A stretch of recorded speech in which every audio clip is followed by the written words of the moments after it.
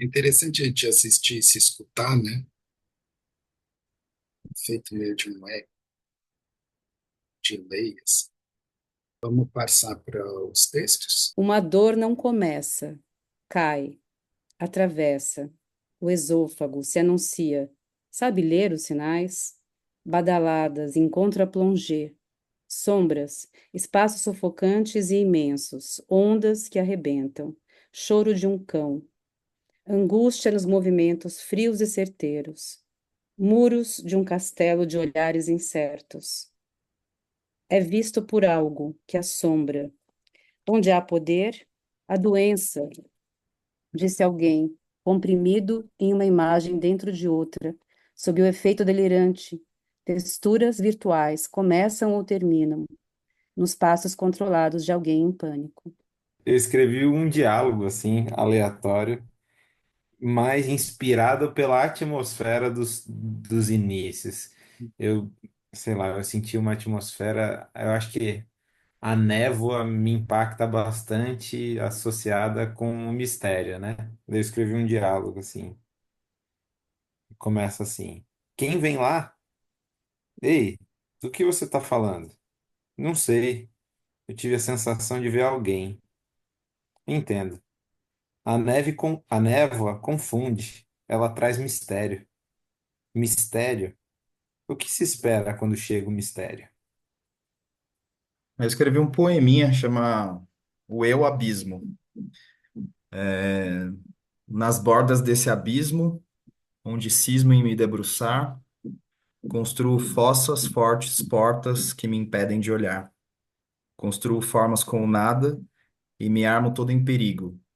Faço de mim mesmo emboscada onde esperei buscar abrigo. Neste vazio que é tão espesso, tão difícil de penetrar, sinto que é lá mesmo que esqueço o que de mim foi procurar. Nesta imensidão de terras, vigio diante de suas muralhas. O meu medo se mistura ao silêncio. O enorme poder aprisiona seus habitantes, aterrorizados pelo que está por vir. É palácio grandioso, mas ainda maiores são as forças que nos cercam, as invisíveis, nebulosas. Essas nos iludem, tentam nos corromper e nos jogar no abismo. Pequenos somos, precisamos vigiar. Porém, a escuridão não nos permite ver. Nossos inimigos são fortes e são poderosos e violentos. Me coloco alerta, mas não aguardo. Falta-me ação, na espera do meu inimigo. Quem me persegue, sou prisioneiro dentro de minhas muralhas. Meu, sabe, desculpa, parece pensamentos da Ofélia. Eu falei que tem uma câmera Ofélia nessas imagens. Eu senti que, para mim, isso teve muito a ver com o que ela passa internamente e como ela olha o ambiente refletindo o estado interno dela, assim, sabe? Eu senti muito isso. Assim como o poema me traz ao Hamlet, né? E assim como o diálogo poderia ser dos coveiros, sabe? São Poderia. vozes, né? São Como se vozes. É, circulam, né? exatamente. É. Se aproxima muito dessa ideia que nós compomos cenas psíquicas, com fantasias, com sonhos. A gente tem vozes nos sonhos, isso é muito claro. São vozes que são produzidas na mente. É interessante perceber essa polifonia interna que vai tomando forma com a escrita associativa. Essas vozes são interessantes. Nesse sentido, então, vou pedir para vocês agora, no texto que vocês escreveram, escolham uma parte, uma frase, um recorte. Escolham vocês esse Ricardo, eu destaco essa última frase, que é uma pergunta. uhum. O que se espera quando chega o mistério? Acho que seria essa pergunta.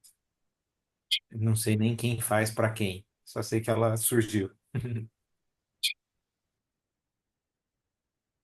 essa, eu acho que é essa ideia que fala de uma tensão, o que se faz quando chega, uma tensão que pede uma ação, né?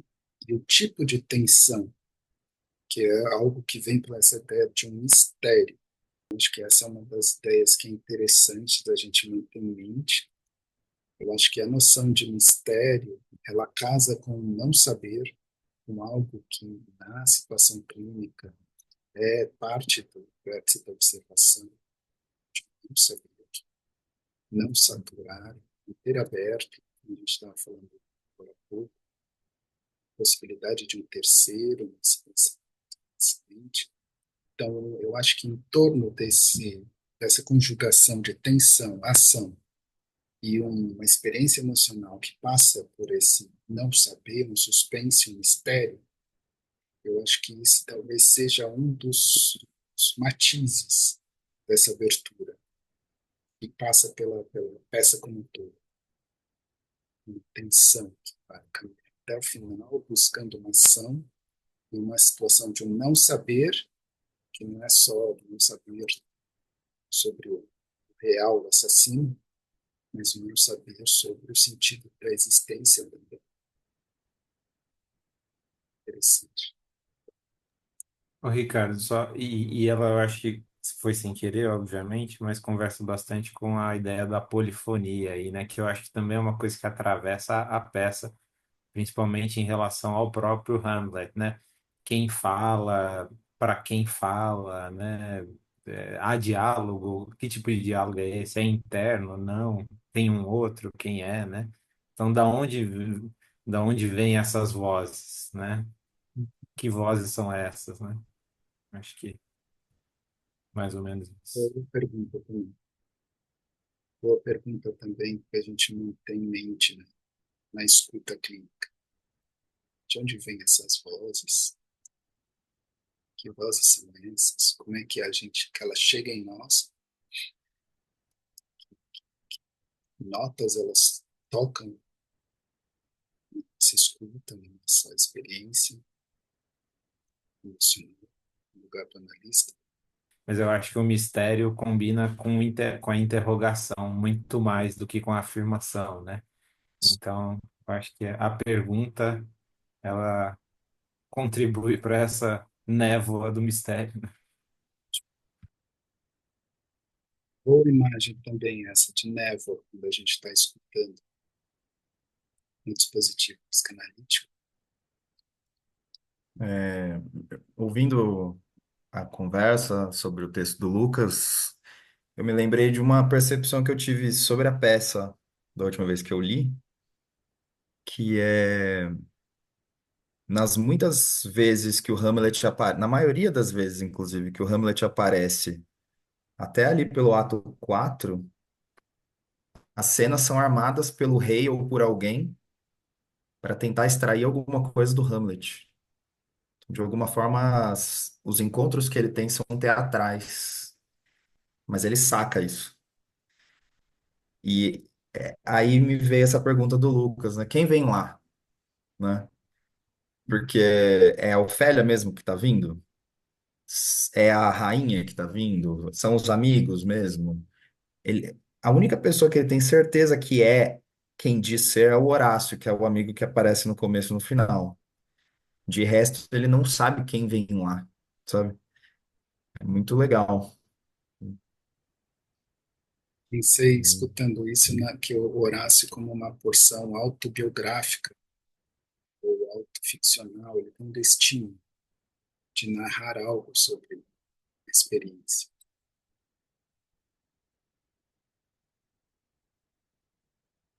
E às vezes eu acho que a análise precisa produzir um Horácio nas experiências de passagem, né, a analista no fórum no campo lacaniano, o candidato a analista precisa narrar sua análise. Ele precisa chegar numa banca, contar sua análise. Tem Horaciano, da tradição lacaniana, bloco passe, momento do passe, atrelado ao momento em que se torna possível narrar. percurso de análise, o próprio percurso de análise. Isso conferiria lugar de analista, ao analista lacaniano. Interessante, né? Muito interessante isso. Como a gente passa anos na análise, como se essas ratoeiras, onde a gente vai se traindo pelo desejo, se pegando em cenas com o analista, mas isso precisa estar em mente. O psicanalista precisa estar, de alguma forma, numa certa posição para escutar isso que você aponta, Lucas. Eram os teatros para se desvendar o Hamlet. Né? O Ofélia faz uma cena, teatro, né? Mãe dele, os amigos. Né? Então, essas cenas elas acontecem na análise. É justamente essa perspectiva do enactment na clínica psicanalítica, de estar atento como a gente participa dessas cenas. São criadas, inventadas pelo dispositivo analítico. E a partir daí, se colocariam essas matérias-primas para as interpretações, para pensar também a possibilidade do analista não se negar a participar. Como Hamlet, ele não se nega, né? Ele aponta algumas coisas, mas ele não se nega a estar na cena com a mãe, com a Ofélia, com os supostos amigos, não se nega. É tortuoso para ele, porque ele não tem como sair daquilo, a não ser por uma certa escapada lunática, mas ele participa daquelas cenas. De alguma forma, nós, como analistas, também vamos ser convidados a participar de cenas turbulentas, né, que precisam ser pensadas, sonhadas, e que o analisante não tem condições de sonhar. Você falou para tirar um fragmento do nosso texto e acho que dentro desse campo aqui eu pensei no verso que eu escrevi aqui: faço de mim mesmo emboscada, onde esperei buscar abrigo. O que você pensa se escutando? Acho que pensando no Hamlet, ele faz de si mesmo emboscada para pegar os outros também, né? Tem essa. Mas quando eu escrevi, eu estava pensando na quantidade de vezes em que os meus pontos cegos, as minhas questões todas me levam para o abismo, né? Eu tropeço na minha própria perna o tempo inteiro e acabo criando labirintos em que eu fico girando. E é muito difícil de ter uma clareza. Acho que eu sempre sinto a necessidade de alguém mesmo, de um terceiro, para me mostrar essas circularidades, essas repetições. Fico pensando na análise, no superego, né? No masoquismo, várias dessas coisas, assim, nas nossas torturas autoimpostas. Muito rico isso, porque o terceiro que se diz, né,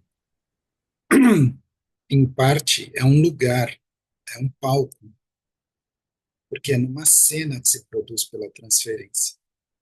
Não é um terceiro como uma voz, mas um terceiro como uma montagem cênica de algo que vai acontecer num certo lugar, que é o dispositivo analítico, aonde, e acho que isso também passa a peça toda, né? Acho que é a fala do Polônio, tá?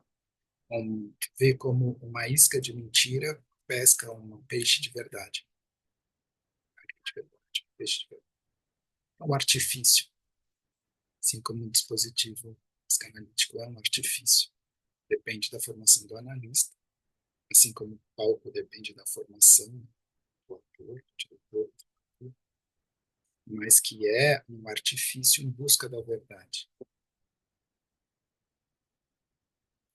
Interessante como faz, né, a gente vai se aproximando dessa ideia de pensar psicanálise e teatro, com, claro, todas as devidas licenças poéticas, teóricas, mas é um pouco aí que eu acho que vale a pena a gente caminhar com esse texto, essa peça.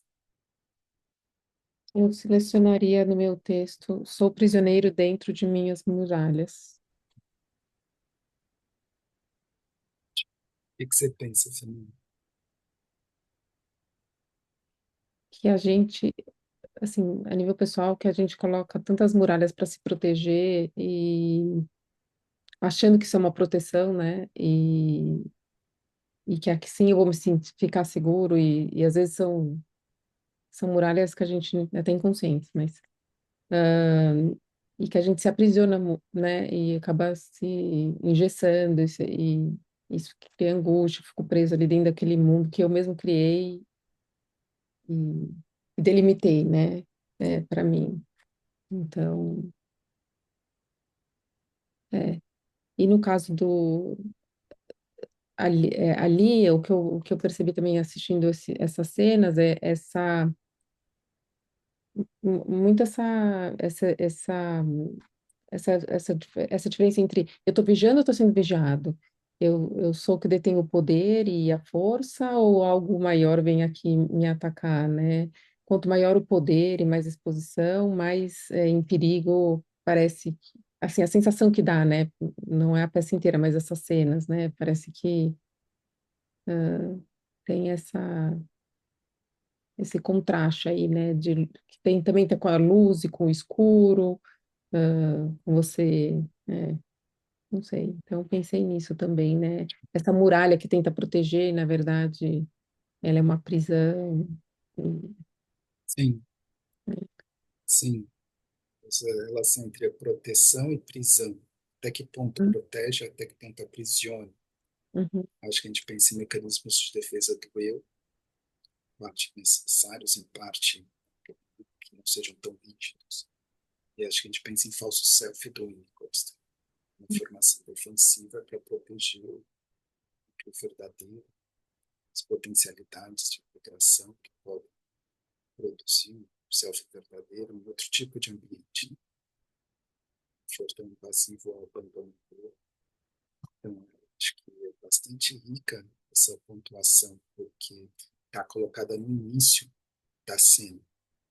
É um lugar onde há uma muralha, há um perigo, precisa de guardas, há uma tensão, há um mistério, há uma espécie de abismo.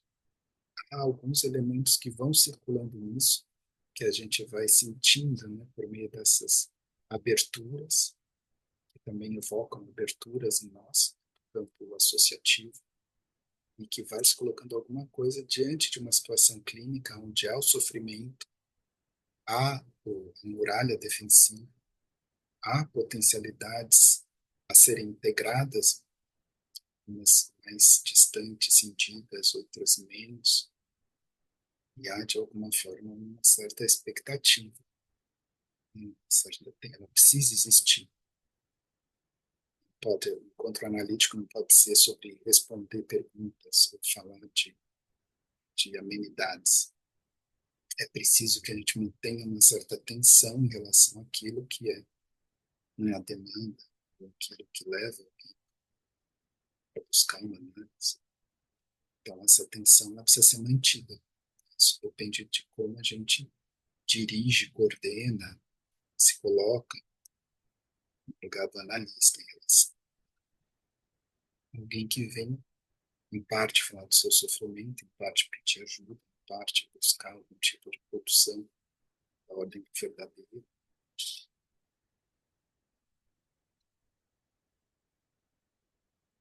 Acho que eu falo muralhas, eu lembro a Silvia falando labirinto, muralhas, labirinto. O labirinto, na verdade, eu gosto muito desse lugar do labirinto, que para mim é o inconsciente, assim, total. Mas eu escrevi um negocinho aqui rápido. É, mistério inconsciente, camadas profundas. O não saber que causa medo e que produz defesas. Nascemos a partir do medo. Na defesa nos constituímos, nos protegemos na morada da razão. Mas aí eu tô continuando. Mas Olha quem tem a aí, razão? o bom Silvia. eu tô te escutando, me vem, né, essa ideia do labirinto e o medo evocam a figura do Minotauro, que em parte é um enlouquecimento. Tem lugares em nós que são labirintos onde a gente coloca nossos minotauros e onde há partes psicóticas, partes mesmo enlouquecedoras. Às vezes a gente se depara ao longo da vida. É sempre interessante saber, né, quais são as regiões onde habitam os minotauros e onde há uma certa enlouquecimento, bestialidade ou fúria assassina, qualquer ou suicida, qualquer ou promíscua, ou compulsiva, ou drogadicta, ou sim, depressiva. Muitas são as possibilidades de nomear, né, as próprias bestialidades, digamos assim. E aí, acho que é importante essa ideia, porque o labirinto ele é um lugar aberto, fechado aberto. Tem um dicionário de mitemas, né? Lembra alguma coisa, porque eu gostava também dessa figura, que fala que o labirinto é a mistura da trança com a espiral. A composição dessas duas figuras, de formas, né, padrões. E que, para nós, eu acho que é muito interessante isso, pensar como, às vezes, a ideia de que, como a Fernanda traz, de uma certa proteção, prisão, passa por uma situação de confusão mental, de desorientação. E muitas vezes a gente escuta isso na clínica, na situação, a gente vem né, profundamente confuso, assim, diante de acontecimento, de um estado emocional. É desorientação. Então, a gente tem muitos estados de desorientação, e alguns deles têm a ver com horrores, síndromes de pânico, fragmentações, pessoas abandono. Então, acho que é muito interessante caminhar por essa seara, que é uma seara que, em parte, no dia a dia, ou ela aparece no nosso dia a dia, o trabalho clínico. Eu fiquei muito tocada mesmo com o que a Fernanda trouxe e reforçado pelo que a Silvia mandou, que a loucura nascendo, né? O nascimento da loucura, né? Como que só essa composição de contraste, né, da segurança e da prisão já começam a compor o estado de loucura inicial, né? E não tinha vindo essa palavra de forma associativa à loucura, ela não veio, mas no texto da Fernanda e da Silvia veio. É isso que eu falei, loucura, claro, claro, é loucura, claro. Como que, né? E aí elas pontuaram de formas complementares, né? Eu falei, ai, que legal. É, como é que o inconsciente do grupo acessa as questões? É isso que eu adoro, que acontece, assim, sabe? Como a gente, cada um, mas se você pegar o trecho, né, que o Lucas separou do poema, é exatamente isso também, né? Então, assim, acho que cada um, eu não ouvi o outro Lucas que começou a chover, estava todas minhas janelas abertas, eu tive que fechar tudo correndo e agora a chuva acabou, de repente, mas, assim, é muito legal que daí, quando a gente foi fazer essa seleção, eu não sei como é que vai ficar a minha, porque eu peguei palavras e fiz desenhos assim geométricos para escolher. Eu não escolhi por sentido. Então também tem a ver com a questão da loucura. Eu nem sei E como aí é que para a gente, compartilha aí para a gente. é. Vou mostrar o que que eu fiz. Ó, eu peguei um marca-texto, eu comecei com flechinha e depois eu só fiz um desenho assim Esse é um turbilhão.